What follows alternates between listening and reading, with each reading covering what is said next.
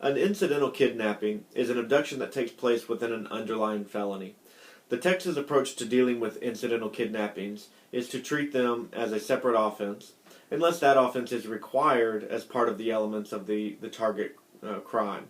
So, for example, if Ted and Mark rob a bank, and in robbing the bank they force all the employees and customers into a back room and lock the door, and then they take a teller hostage, most jurisdictions across the country would allow for a kidnapping prosecution along with the robbery prosecution for that single taking of the hostage, but they wouldn't allow for the prosecution under kidnapping statute for the rest of the employees in the locking them in the back room.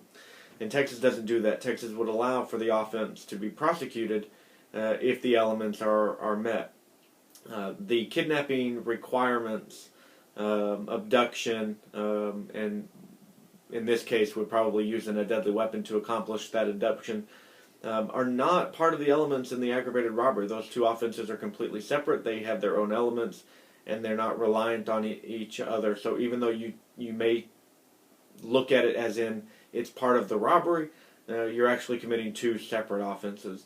The same would be true with a lot of sexual assault cases in which kidnapping is used as a way to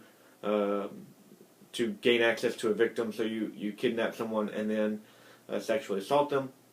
We would look at that as two separate offenses, not one sexual assault or aggravated sexual assault. So we would look at it as as two separate offenses, multiple counts within that felony prosecution.